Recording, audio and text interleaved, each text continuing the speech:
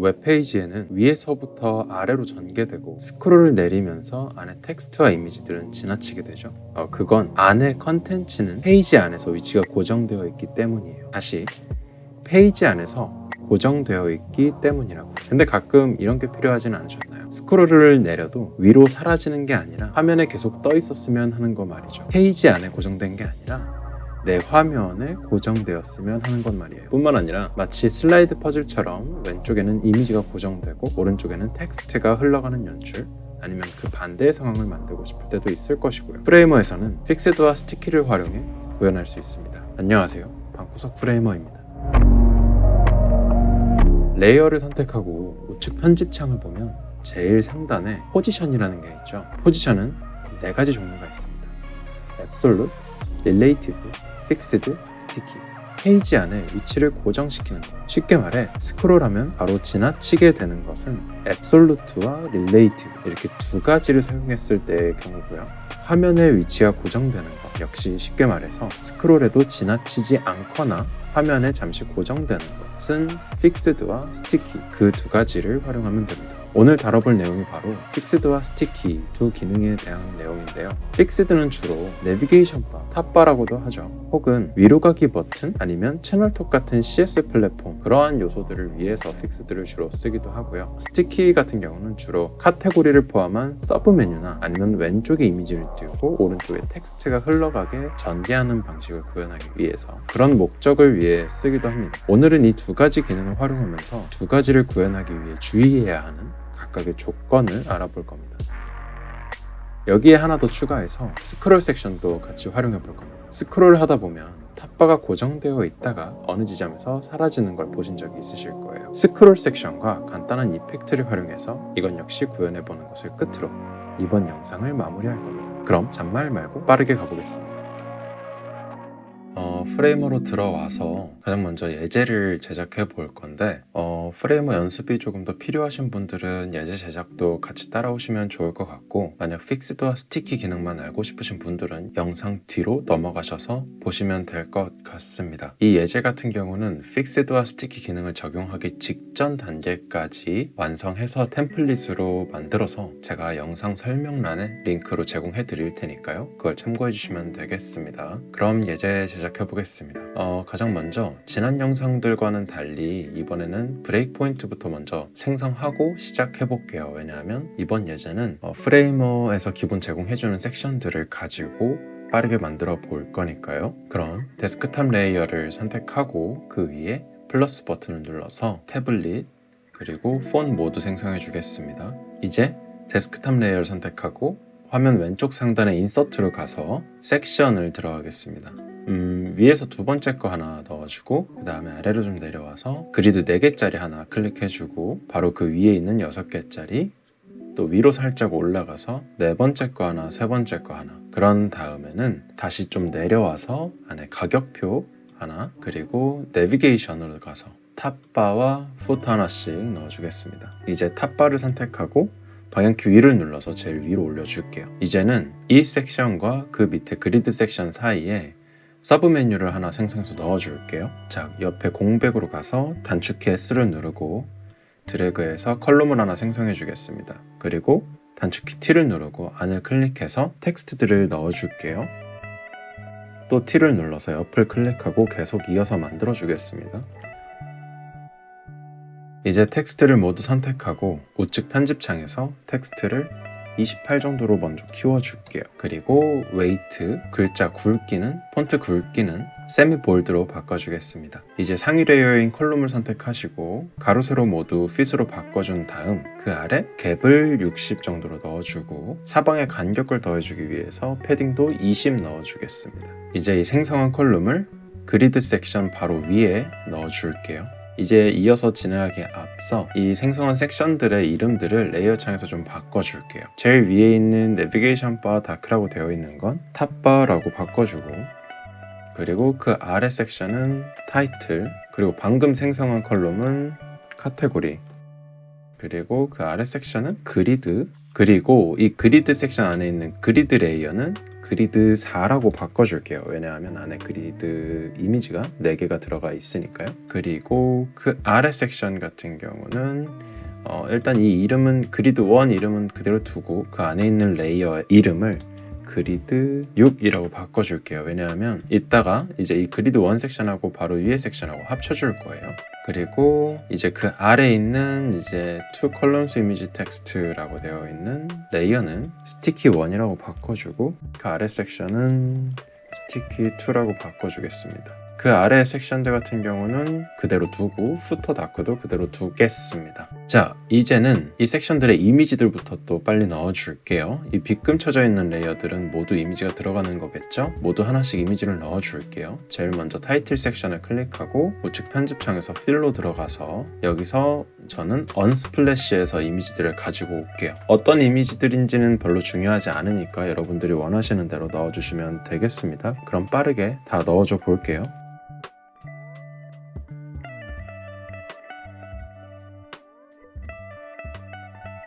자, 이렇게 이미지들을 다 넣어주셨으면 제가 이전에도 여러 번 강조했듯이 이미지를 넣은 다음엔 뭘 꼭 바꿔주셔야 된다고 제가 말씀을 드렸었죠. 이미지들의 레솔루션을 바꿔주셔야 된다고 제가 강조드렸어요. 오토가 아닌 걸로요. 왜냐하면 나중에 웹페이지 상에서 이미지 로딩 되는데 시간이 조금 더 지연될 수 있기 때문에 이거를 다 바꿔주시는 걸 추천드리는 겁니다. 다시 이미지를 모두 선택해 주시고 레솔루션을 저는 라지로 다 바꿔줄게요. 자, 이제는 이 레이어들을 다 정리를 해줄 거예요. 불필요한 것들은 지우고 수정할 건 수정하고 아까 말씀드렸듯이 합칠 건 합치는 식으로 말이죠. 자, 먼저 타이틀 섹션부터 진행을 해보면 이 작은 텍스트와 아래 버튼 다 지워주겠습니다. 그 다음에 타이틀은 이제 원하시는 대로 바꿔주시면 되겠어요.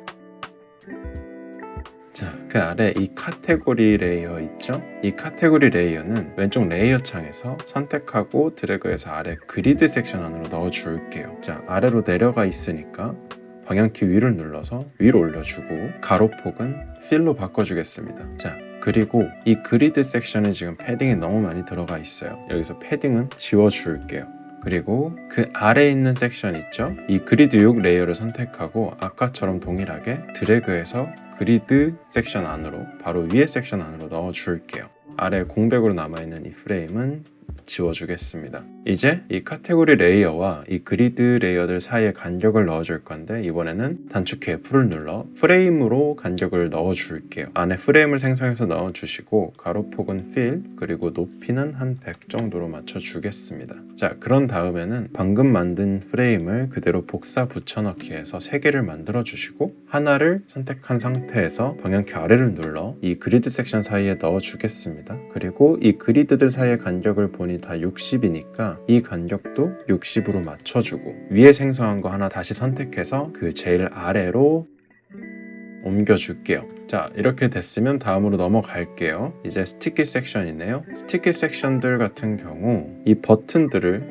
지워주고 그리고 레이어 창을 이대로 보면 이 텍스트들이 들어있는 컨텐트 레이어가 있죠. 그 상위 컬럼을 선택한 다음에 이 컬럼을 편집창에서 로우로 바꿔줄게요. 디렉션을 오른쪽으로 선택해 주시면 되겠죠. 그리고 이 컨텐트 레이어를 선택하신 다음에 복사 붙여넣기로 3개 넣어주시고 이 스티키 섹션 전체를 클릭하셔서 윗정렬로 바꿔주겠습니다. 자, 그리고 이 이미지 레이어 있죠. 이미지 레이어와 그 안에 컨텐트 레이어들 3개 모두 선택한 다음에 높이를 뷰포트로 바꿔주세요. 그러면 모두 100VH라는 값이 나오는데 이거 그대로 둘게요. 이렇게 동일하게 아래 섹션도 진행해주세요. 자, 이제는 다시 위로 쭉 올라와서 이 그리드 섹션의 배경색을 바꿔서 구분을 조금 지워볼게요. 그리드 섹션을 선택해 주시고 우측 편집창에 필에서 블랙으로 바꿔주겠습니다. 그리고 여백 프레임들 모두 선택해서 배경 색깔은 없애주고 이제 카테고리 레이어의 색깔도 지워주지 않고 얘는 동일하게 블랙으로 바꿔주는데 바로 밑에 있는 불투명도를 한 75% 정도로 낮출게요. 왜냐하면 이따가 이 카테고리 서브 메뉴가 이 밑에 있는 이미지들 위에 잠깐 오르락 내리락 할 거라서 그래요. 그리고 이제는 텍스트들 색깔도 바꿔줘야겠죠. 텍스트 모두 선택해서 화이트로 바꿔주시고 아래 그리드 레이어들에 있는 타이틀 텍스트들 모두 다 하얀색으로 바꿔줄게요. 자, 그리고 마지막 하나 더 남았습니다. 이제 위로 가기 버튼을 하나 생성해 줄 건데 상세 페이지가 너무 길어지거나 그럴 때 위로 가기 버튼을 오른쪽 하단에 주로 많이 남겨주잖아요. 그걸 하나 만들어 줄 겁니다. 여백으로 간 다음에 인서트로 들어가서 아래 아이콘에서 히어로 컴포넌트를 하나 생성해 줄게요. 그리고 오른쪽에 네임을 보면 종류를 선택할 수 있습니다. 여기 제일 위로 올라가서 에로우 서클 업을 선택해 줄게요. 자, 그리고 이 히어로 컴포넌트를 선택하시고 타이틀 섹션 안에 넣어 주겠습니다. 레이어 창에서 이름도 탑 버튼이라고 바꿔 줄게요. 이번에는 색깔이 너무 어두우니까 오른쪽 편집창에서 색깔도 하얀색으로 바꿔주겠습니다. 근데 충분히 하얀색이 아니라 뭔가 좀 어둡게 되어 있죠. 레이어 창을 보니까 오버레이라는 하나의 레이어가 들어가 있기 때문인데 이 레이어 창에서 레이어 순서를 조금 옮겨줘가지고 이 오버레이 레이어 위로 옮겨줄 수도 있지만 어쨌거나 이건 나중에 버튼이잖아요. 그래서 혹시 몰라 나중에 다른 레이어들보다 아래로 내려가면 안 되겠죠. 그러니까 이 탑 버튼 같은 경우는 스타일로 가서 Z-인덱스 값을 2 이상으로 넣어주겠습니다. 자, 그리고 미리 보기를 한번 가보면 자, 이런 식으로 예제가 만들어졌고 이제 이 픽스드와 스티키 기능을 활용해 보겠습니다. 어떤 식으로 만들어 줄 거냐면 이제 이 위에 있는 탑 버튼이 스크롤했을 때 사라지는 게 아니라 여기 그리드 섹션이 나오기 직전까지는 위에 있다가 여기서부터는 위로 올라가면서 사라지고 탑 버튼 같은 경우는 여기까지는 안 보이다가 오른쪽 아래에서 등장하도록 만들어주고 그리고 여기서부터는 다시 이 카테고리 레이어가 위에 고정된 상태로 쭉 내려오다가 그리드 섹션이 끝날 때쯤 같이 위로 사라지고 스티키 섹션부터는 왼쪽엔 이미지가 고정되고 오른쪽엔 타이틀들이 쭉 올라가다가 오른쪽에 이미지가 다시 고정이 되고 왼쪽에 텍스트 레이어들이 쭉 올라가는 방향으로 편집을 해줄 겁니다. 시작해 볼게요. 이제 가장 먼저 픽스드를 활용해 볼게요. 제일 위에 있는 탑바를 클릭하고 우측 편집창에서 포지션을 픽스드로 바꿔주면 됩니다. 그러면 아래에 있던 레이어들이 다 위로 살짝씩 올라가면서 뭔가 변했죠. 그리고 미리 보기를 한번 볼까요? 바로 쉽게 고정이 됐습니다. 근데 여기서 한 가지 우리가 좀 봐주셔야 될 게 픽스드로 바꿔주면서 화면에 뭐가 생겼죠? 이 파란색 경계선이 네모나게 생겼어요. 자, 이 파란색 경계선은 쉽게 말해서 유저가 보고 있는 화면이라고 생각하시면 돼요. 그러니까 탑바 같은 경우 오른쪽에 픽스드로 바꿔주면서 그 위에 픽셀 기준점이 위에만 활성화되어 있고 숫자가 0으로 되어 있죠. 이거는 뷰포트 화면 윗면을 기준으로 0픽셀만큼 떨어져 있다. 즉 딱 붙어 있다는 소리겠죠. 여기에 숫자는 모두 픽셀 개념입니다. 자, 이제는 이 탑바 컴포넌트를 더블 클릭해서 배경 색깔을 좀 지워줄게요. 그러면 화면이 조금 덜 답답해진 걸 볼 수 있습니다. 이제는 이것과 동일한 방법으로 아래 탑 버튼 컴포넌트를 오른쪽 아래에 고정시켜 줄 겁니다. 포지션을 픽스드로 동일하게 바꿔주려고 하는데 픽스드가 활성화되어 있지 않아요. 픽스드가 지금 불가능하죠. 여기서 우리는 주의해야 할 첫 번째 포인트를 확인할 수 있습니다. 픽스드를 활용을 하실 때는 이러한 데스크탑, 태블릿, 폰 레이어 같은 브레이크 포인트 레이어를 제외하고 제일 상단 레이어로 이동해 있어야 돼요. 자, 레이어 창을 볼게요. 탑 버튼이 지금 타이틀 섹션 안에 들어가 있죠. 그러니까 이 탑 버튼을 픽스드로 바꿔주려면 타이틀 섹션 밖으로 꺼내주셔야 돼요. 그럼 그 위에 데스크탑 레이어를 제외한 상위 레이어가 아무것도 없죠. 이 상태에서 보겠습니다. 포지션을 픽스드로 바꿔줄 수 있어요. 자, 그리고 이대로 드래그해서 살짝 옮겨보면 여기 파란색 점선들이 보이죠? 이건 뭐냐면 오른쪽에 보이시는 것처럼 오른쪽 면과 위쪽 면을 기준으로 위치를 잡겠다라는 건데 여기서 우리가 주의해야 할 두 번째 포인트가 있습니다. 포지션에서 마우스를 클릭하고 드래그 해보면 이렇게 위치를 변경할 수 있는데 우측 아래로 위치를 잡아줬다고 한번 해보자고요. 지금 거의 오른쪽 아래로 위치를 해줬죠. 이대로 미리 보기를 가볼게요. 지금 보시면 제가 예상했던 것보다 살짝 더 위로 올라가 있는 걸 볼 수 있어요. 그 이유가 뭐냐면 우리는 지금 위로부터 725픽셀만큼 떨어지게 기준을 잡았다는 거예요. 그러니까 지금 보이시는 이 파란색 화면 뷰포트 경계선보다 픽셀 단위로 유저의 화면이 더 커졌을 경우에는 아래가 그만큼 더 남는다는 소리겠죠. 그러니까 여러분 픽스드를 활용하시고 이 포지션을 경계를 잡으실 때는 그 해당 레이어에서 가까운 면들을 기준으로 잡아주시는 걸 굉장히 추천드려요. 자, 그러면 윗면을 비활성화하고 아랫면을 활성화한 다음에 간격도 살짝 위로 잡아주고 오른쪽도 한 20픽셀 정도를 기준으로 잡아줘 볼게요. 그러면 자, 어때요? 이렇게 그 어떤 환경에서도 아래에서부터 60픽셀씩 떨어진 만큼 고정을 해줄 수 있는 거겠죠? 픽스드는 이렇게 됐고 이번에는 스티키 기능을 활용해 보겠습니다. 아래에 카테고리 레이어를 선택하고 포지션을 이번엔 스티키로 바꿔주시면 되는데 한번 미리 보기를 볼까요? 그래도 아무 변화가 없죠. 여기서 스티키를 활용할 때 주의해야 할 첫 번째 포인트를 확인할 수 있습니다. 레이어 창을 볼까요? 카테고리 레이어가 있고 그 위에 그리드 섹션이 있고 그 다음엔 데스크탑 레이어까지 이렇게 상위 레이어가 총 2개가 있죠. 자, 여러분의 스티키로 적용하기 위해선 해당 레이어에 데스크탑 레이어 같은 브레이크 포인트 레이어들을 모두 포함한 상위 레이어들의 오버플로우를 비지블로 바꿔주셔야 돼요. 자, 같이 따라가 볼게요. 카테고리 레이어의 상위 레이어인 그리드 섹션부터 오버플로우를 비지블로 바꿔주고 그리고 이어서 그 상위 레이어인 데스크탑 브레이크 포인트 레이어까지 오버플로우를 비지블로 바꿔줘 보겠습니다. 그리고 미리 보기를 가보면 자, 이렇게 적용이 된 걸 볼 수 있죠. 그리고 지금 보시는 것처럼 쭉 스티키가 적용이 되다가 어느 지점에서 사라지죠. 여기서 두 번째 포인트가 뭐냐면 이 스티키가 적용되는 범위는 그 상위 레이어의 범위에 맞춰서 적용이 됩니다. 다시 말씀드리면 카테고리 레이어가 이 그리드 섹션 안에서만 스티키가 적용이 되고 그리드 섹션이 끝날 땐 카테고리 레이어도 같이 위로 올라가게 되는 거예요. 자, 아래 섹션도 동일하게 진행해줘 볼게요.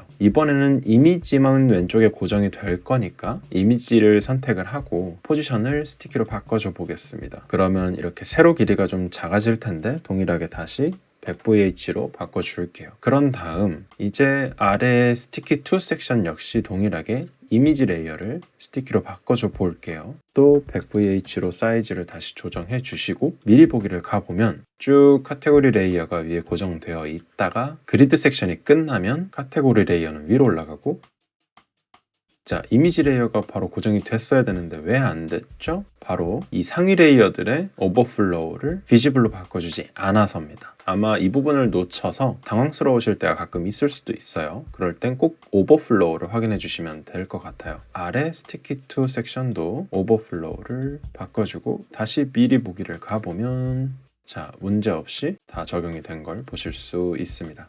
자, 간단하죠. 근데 이렇게 또 끝낼 수가 없겠죠. 이제는 뭘 해줄 거냐면 탑바가 이쯤에서 위로 올라가면서 사라지고 오른쪽에 버튼도 아까 말씀드렸다시피 등장하게 되는 포인트를 잡아줄 건데 바로 스크롤 섹션과 이펙트 두 가지를 활용할 겁니다. 자, 먼저 스크롤 섹션부터 지정을 해줘야 돼요. 먼저 타이틀 섹션을 선택을 하시고 우측에 편집창 밑으로 좀 내려가 보시면 스크롤 섹션이라는 게 있어요. 활성화를 해주셔서 네임을 동일하게 타이틀로 지어줘 보겠습니다. 이름을 꼭 지어주셔야 돼요. 그리고 탑바를 선택하고 이펙트를 하나 추가해 줄 건데 스크롤 트랜스폼을 선택해 줄 겁니다. 이건 스크롤에 따라서 스타일이 바뀐다라는 의미예요. 그런 다음 우리는 트리거를 바꿔줄 건데 이 트리거는 뭐냐면 이펙트를 실행시키는 장치 혹은 방식이라고 생각하시면 돼요. 저는 여기서 섹션인 뷰를 선택할 건데 여기서 이 섹션은 방금 우리가 생성한 스크롤 섹션을 얘기하는 겁니다. 자, 섹션인 뷰를 선택하시고 섹션을 타이틀로 선택을 하시고 우리가 방금 생성해 준 거죠. 그 밑에 from과 to에 있는 두 가지 이펙트를 다 만져줄 건데 from부터 가볼게요. 어떤 상태에서 시작할 거냐는 거거든요. 지금 오퍼시티랑 스케일은 모두 동일하게 가줄 거예요. 왜냐하면 변하지 않은 원래의 상태에서 사라지게 만들 거니까요. 그럼 불투명도 오퍼시티도 1, 스케일도 1로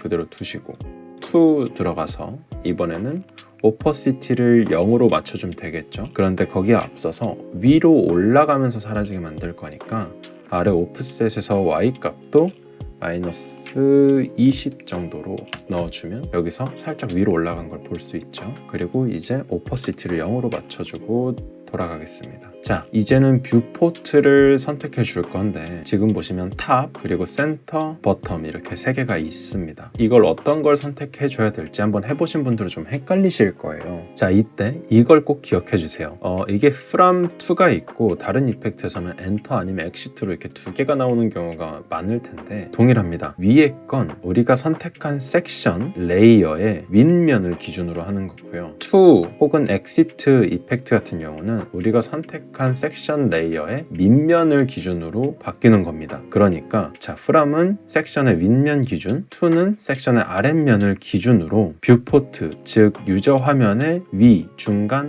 아래에 도착했을 때 완성된다는 거예요. 저는 from 같은 경우는 크게 변하는 게 없으니까 무시해도 될 거고 to 이펙트만 기준으로 한번 생각해 보자고요. 이 섹션의 밑면이 유저 화면의 위로 올라갔을 때로 선택을 해주겠습니다. 그리고 미리 보기를 볼게요. 타이틀 섹션의 밑면이 유저 화면의 제일 위로 갔을 때 완성된다. 위로 갔을 때 완성된다. 이해되셨나요? 그 외의 이펙트들도 제가 다음에 다른 영상에서 조금 더 자세하게 설명을 해드리면서 한 번 더 말씀을 드려볼게요. 그리고 다음으로 넘어가기 전에 다시 탑바의 이펙트를 가서 트랜지션도 추가를 해주면 스프링 효과를 좀 조정을 해서 조금 더 자연스러운 이펙트 효과를 보실 수 있습니다. 그죠? 자, 이번에는 탑 버튼을 진행을 해줄게요. 방금 진행해줬던 탑바와는 좀 반대로 진행을 해주면 되겠죠? 일단 동일하게 트리거를 섹션인 뷰로 선택해 주시고 섹션 타이틀로 지정해 주시고 프람 이펙트는 아예 없던 상태에 시작할 거니까 오퍼시티는 0으로 해주면 될 텐데 먼저 스케일 같은 경우는 한 0.7로 해줄게요. 왜냐하면 살짝 작았던 상태에서 커지면서 좀 팝업되는 연출을 더해주기 위함입니다. 오퍼시티는 0으로 다시 맞춰주고 2는 오퍼시티 1, 스케일 1이면 되겠죠? 자, 트랜지션도 다시 넣어주고 뷰포트는 위로 동일하게 진행을 해줄게요. 그리고 미리 보기를 한번 볼게요. 완성이 됐죠. 하지만 여기서 끝낼 수 없겠죠? 탑 버튼 같은 경우 클릭을 했을 때 어떻게 돼야 돼요? 화면 위로 올라와야 되잖아요. 해당 페이지에. 그건 링크를 넣어주면 되는데 편집창 상단을 보면 링크가 없어요. 그 이유는 컴포넌트에는 직접적으로 링크를 넣어줄 수 없기 때문이에요. 그럴 땐 간단합니다. 그냥 상위 레이어를 넣어주면 돼요. 옵션 커맨드 엔터를 눌러줘 볼게요. 자, 사라졌는데 그 이유는 오른쪽에 포지션을 보니까 아래로 엄청 내려가 있기 때문이네요. 다시 60으로 맞춰주고 한번 미리 보기를 보면 안 보일 때가 있어요. 이런 경우 같은 경우는 가끔 발생하는 버그 같은데 자, 이럴 땐 여기서 굳이 막 이것저것 바꿔보시고 하지 마시고 자, 먼저 여기서 이 컬럼을 통째로 데스크탑 레이어 밖으로 빼준 다음에 탑 버튼에 있는 이펙트는 지워주고 이걸 그대로 컬럼에 생성을 해줄 겁니다. 지워주고 다시 컬럼의 이펙트를 동일하게 스크롤 트랜스폼, 섹션인 뷰, 탑 선택해주고 타이틀 선택해주고 from 0, 0.7, 1 그대로고 트랜지션 넣어주고 됐죠? 이대로 다시 이 컬럼 레이어를 데스크탑 레이어 안으로 넣어준 다음 위치도 다시 픽스드로 바꿔주겠습니다. 자, 그런 다음에 바로 이 컬럼 레이어를 선택한 상태에서 위에 링크를 넣어줍니다. 자, 페이지를 현재 페이지로 선택해 주시고 그럼 안에 섹션이 있죠? 섹션을 선택해 주는데 페이지 제일 위로 올라가야 되잖아요. 그러면 그 페이지 제일 위에 있는 레이어의 섹션을 기준으로 잡아주시면 됩니다. 그럼 그 아래 뉴 탭은 인터넷 창을 하나 더 생성해서 들어갈 거냐? 아니죠. 그 아래 스크롤 같은 경우는 즉시 변할 거냐? 아니면 부드럽게 변할 거냐? 여기서 스무스를 선택해 주겠습니다. 미리 보기를 볼까요? 자, 이렇게 쭉 내려가다가 클릭해주면 제일 위로 올라가게 되죠. 자, 이때 아까 보셨던 것처럼 이렇게 하얀색 배경에는 아예 색깔이 똑같아서 안 보이잖아요. 여기서 한 가지 팁을 알려드리면 이 컬럼을 선택하고 스타일로 가서 블렌딩을 선택하고 이 블렌딩이 하나 생겼죠. 그럼 여기서 디퍼런스를 선택해줘 보겠습니다. 그러면 이 컴포넌트가 배경색에 따라서 색깔이 변해요. 배경색과 정반대의 색깔로 변하는 겁니다.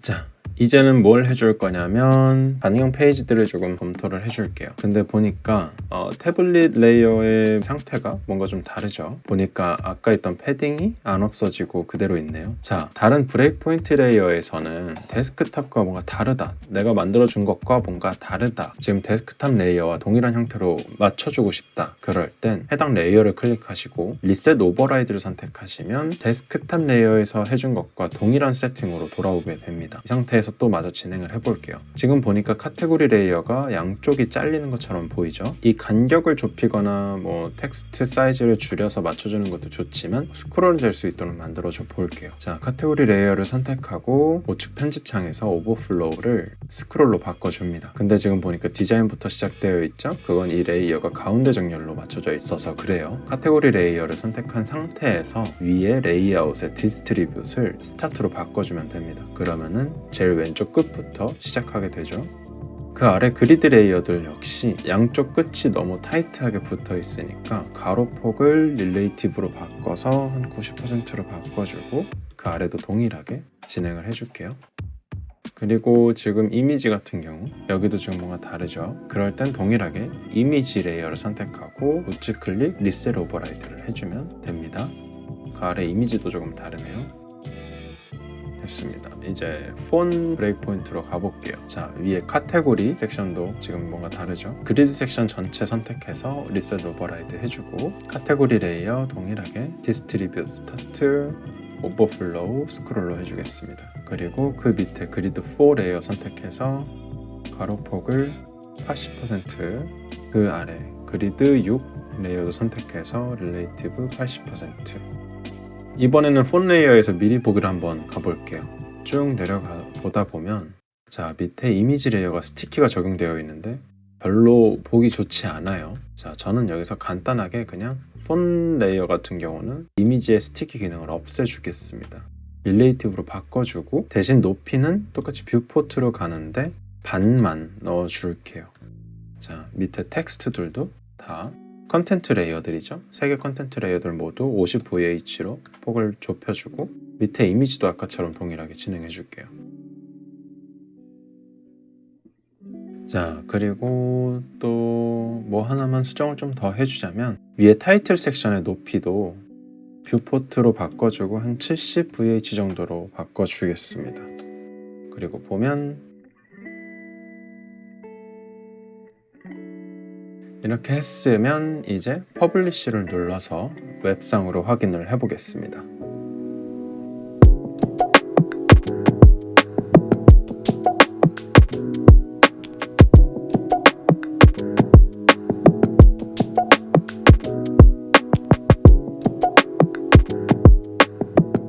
자, 여기까지입니다. 원래는 슬라이드 컴포넌트를 활용하는 방법에 대해서 설명해 드리려고 했는데 이게 더 급한 것 같아서 준비해봤어요. 다음 영상에서는 슬라이드 컴포넌트를 다뤄볼까도 했는데 여러분 혹시 사이즈에 대한 게 아직 좀 헷갈리시는 게 있나요? 벌써 몇 가지 질문이 들어와서 한번 여쭤봤어요. 가로폭 그리고 세로폭은 Fixed, Relative, Fill, Fit, 뷰포트 5가지 개념에 대한 이해가 조금 부족하다는 댓글이 있었는데 혹시 여러분도 이 내용이 급하다 싶으시면 바로 아래 댓글로 남겨주시거나 아니면 카카오톡 오픈 채팅방으로 들어오셔서 제보해 주셔도 됩니다. 역시나 참고해서 다음 영상으로 찾아올게요. 그럼